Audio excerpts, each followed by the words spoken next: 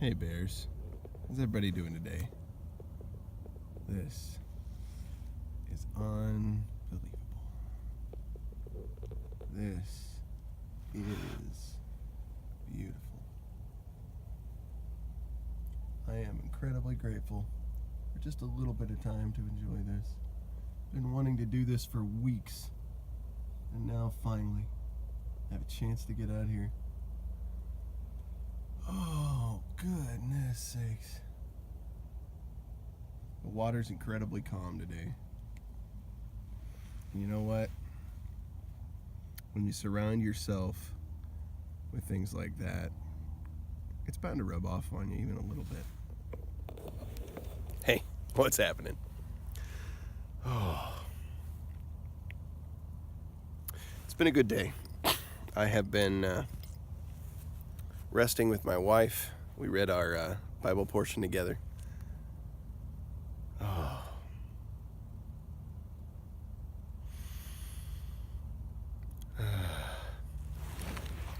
Got a little time to paddle the canoe. I think things like that really ought to happen a little more often, if they only could. But it's a good thing that I'm busy working, trying to get things done, trying to make a good living for my family. Some kind of living. I don't know that I'd call it good yet, but it functions. We paid the bills this month. We made it through. I'm going to strive for more next month. And I'm actually going to strive. I'm actually going to work harder. When I come out and do something like this, my resolve gets strengthened to work harder, to put more effort into it. And not just in that, but in paying attention to my character. Because there's a whole lot that I can't do. There's a lot of stuff I'm not capable of, and I have to admit that. I have to know my limitations. I think we all have to know that. And the way you know that is by testing them. If you just say, well, I probably can't do that, that's not testing your limitations. That's just saying, well, I can't do that.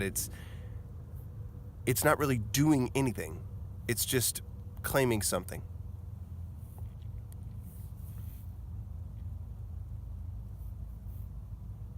Why is it important to know what your limitations are?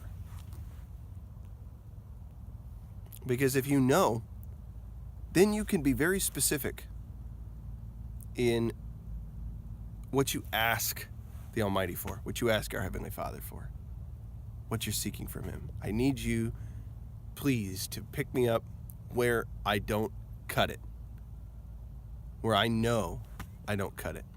Humility comes out of that. But you can easily get into a false humility when you just say, oh, I can't do this thing, or I just can't do that thing. I'll just chalk it up to God. God can take care of it. If you haven't really tested your limitations, if you haven't really pushed yourself to see what you're capable of, you're not only defrauding yourself, but I think you might be defrauding God. Not that He doesn't know. He certainly knows. But I think you run that risk of defrauding the Almighty and saying, well, I need you in this area because I just can't cut it. How do you know that? Are you asking it because you feel that, or because you've got actual evidence to demonstrate that you're not able to cut it in this area?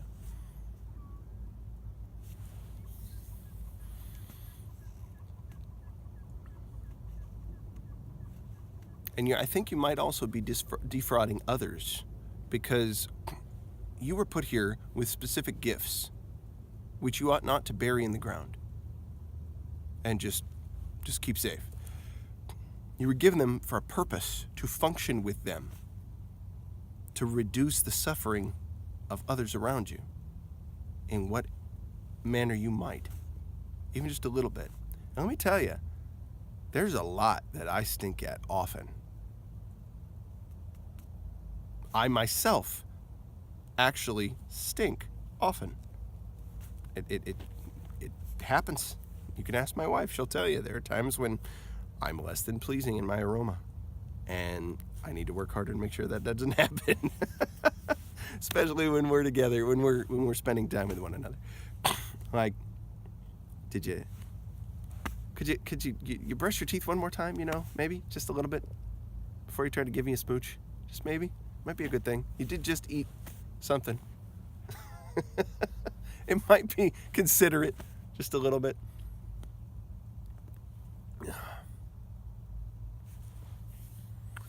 But I think we might be defrauding others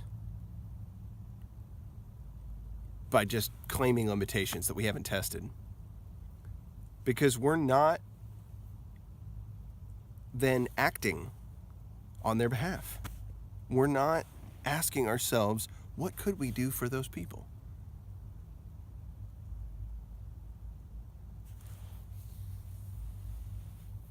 I think about different biblical figures that my wife and I have been reading about lately. Because we've been going through like the 1st and 2nd Samuel, 1st and 2nd Kings. We're almost done with 2nd Kings, which is very interesting. So many interesting things that are going on there. And I talked about this a little bit on Friday. We're seeing one ruler after another that, some came in, they would follow the ways that they knew they should. They were following the ways of God, the ways that King David would follow. And King David wasn't perfect, don't get me wrong. He had his issues, and he knew it. That was the thing. He admitted he had issues. But they would try to follow after that heart. But they wouldn't tear down the groves, so the poles in worship to Asherah. This pagan god, the Asherah poles that were in worship to a pagan god. Maybe I'm saying that wrong. Maybe the god's name wasn't Asherah, but I thought it was. I could be wrong. Don't quote me on that. Always Acts 17:11. Be like the Bereans. Search the scriptures daily to prove whether what I'm saying is so. If I talk about biblical things, and even if it looks like what I'm saying is gobbledygook at the outset, just really dig in, because you're never really done. Always assume you don't have all the information. That's what I try to do. I try to do that, and I'm still learning. But these kings that would come in and would actually want to have a heart to follow God, to do what he asked them to do, they wouldn't tear down the worship places, the high places, the worship to Asherah, or to whoever that pagan god was that those were in reference to. They wouldn't do that. Finally, Hezekiah comes in. I think this is around chapter 18. Finally, Hezekiah shows up on the scene. And I was cheering almost. I was like excited when I read this, because we day after day after day we keep reading. Here comes another king, and this one, he went the ways of Jeroboam, one of Solomon's sons, that wanted to institute idol worship or reclaim idol worship. Worshiping God, worshiping the God of Israel through pagan idols, right? To make that the conduit. That was the idea. Mixing together traditions of worshiping other gods with worshiping the God of Israel, which he specifically said that's a bad idea, because you don't distinguish that you're clearly worshiping the God of Israel, doing things the way he said to do it.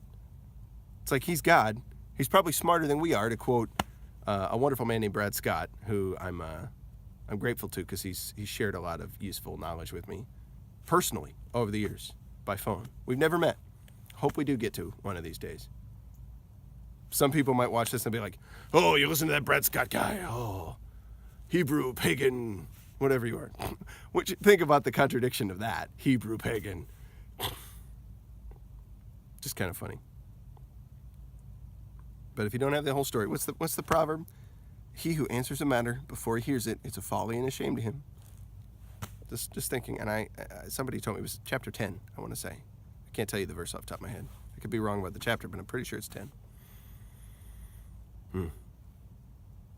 So, yeah, this Hezekiah guy comes in. He finally does it. He finally tears him down. What's the first things that happens? They're getting besieged by the Assyrians. They have the Assyrians at their door. Troubles. As soon as he stands up to do something worthwhile, to do something that none of the others have been doing, to sort of break the mold. It's like, that's not how you do things politically here. But he stands up and says, no. This is what we should be doing. This is the right thing. I'm convinced of it. People can be convinced of the right thing, even though it's wrong. That does happen. But he knows that this is the will of God, that we not be worshiping him through other gods or through other methods of worshiping other gods. He says, no, enough of that. We're done. right away, they're getting attacked. But what happens after that? Get into chapter 19 and find out. 2 Kings. Turns out pretty cool, if I recall. It'd be so funny if I'm misremembering this and and it doesn't work out that way, but I'm pretty darn sure that it turns out pretty incredible. Go check it out. Go check it out. Find out what happens.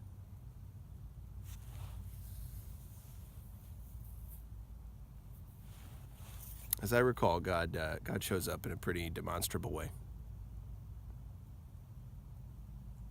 Demonstrable? I don't know how to pronounce that word. Anyway, I'm just thinking. Push yourself. Do what you don't think you can do. Test your limits. See what you're capable of. And the pursuit of that for the sake of others, because you could better be a servant through that.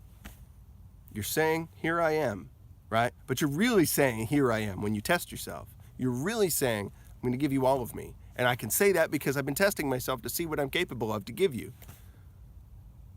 Test yourself. Push yourself. Mentally, physically, spiritually, relationally. Push yourself. Grow. You're going to serve people better. You're going to serve him better. Serve the ultimate purpose better. Speaking of ultimate purpose, take a look at that.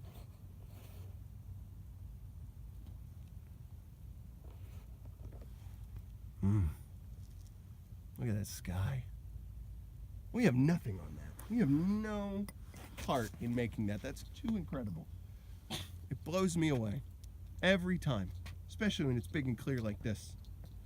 I'm going to get a little sun in your eyes. But I think the lens will filter most of that out. I'm here with the boat, and I'm going to head back now. But I think I'll count this as a big drum bear canoe ride. It's unreal out here, guys. Just beautiful. Glad I could share some thoughts with you today. It's I'm thankful for a day like this. And if I don't share something positive, I'm getting like cobweb on me. It's so funny. Ugh. It's appropriate for this time of year. Oh, Halloween coming and all. Not that I'm a fan. And not that I hate it entirely either. But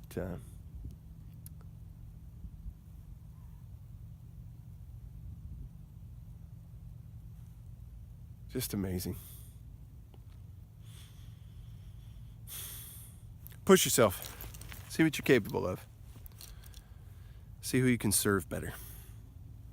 All right, Bears. Peace to you. I'm going to be out at the Field of Bears show tonight, 8 p.m. Definitely come check that out because it should be a good chat. Hope to see y'all there. Peace.